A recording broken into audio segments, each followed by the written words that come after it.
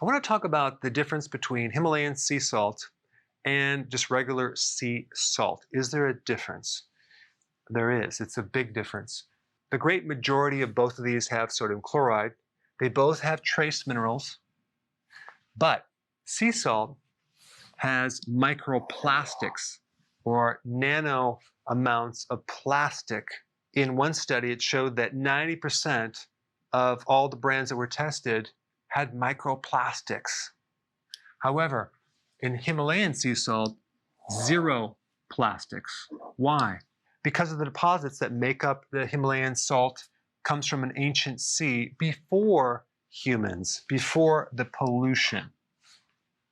Now, the problem with microplastics is that it gets into our system, it creates inflammation, it creates a lot of problems because it can act as an endocrine disruptor, and it does take a little bit of time to degrade and break down, about 500 years.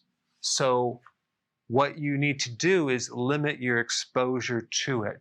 So I do not recommend consuming sea salt unless it's Celtic sea salt, or it could be pronounced Celtic. This is okay. This is from France.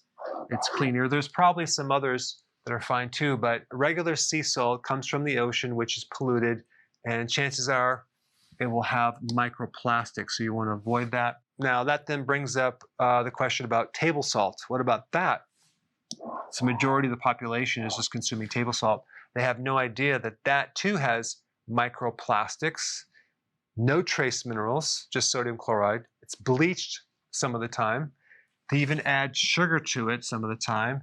And sometimes they add an anti-caking agent, aluminum, which is toxic to your brain. So what I'm trying to do is increase your awareness and focus in on a healthy salt, because we need salt.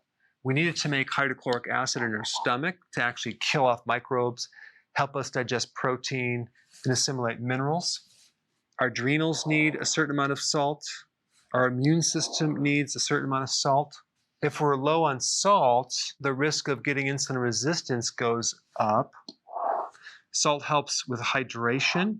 Also, it's involved in the sodium-potassium pump, which is needed to power your muscles and your nerves and give us energy. Now, how much salt do we need? We need between 1 and 2 teaspoons, depending on your activity level, how much you're sweating. But when you do keto, you want to do at least 1 teaspoon, if not a little bit more, each day, because of all the water weight that you're losing. And with the water weight loss comes a loss of electrolytes as well. Now, a couple things that you can do in addition to avoiding exposure to microplastics, because it's in the water from the plastic bottles that you're using, and also the canned water. It's in a lot of different things, especially if you're using microwaves with plastics and even styrofoam cups. If you have good friendly bacteria, there's been some studies that show that certain microbes in your microbiome can help break down some of these plastics. Number 2, consuming cruciferous food on a regular basis helps to dismantle and eliminate endocrine disruptors in general. And also, consuming enough omega-3 has a tendency to keep your inflammation down, because one of the problems with microplastics is inflammation. And so if you counter that with taking things that keep your inflammation low, you can minimize the damage to some degree. But definitely don't consume just regular sea salt. Go with the Himalayan salt, or go with some other salts like Celtic salts that don't have microplastics.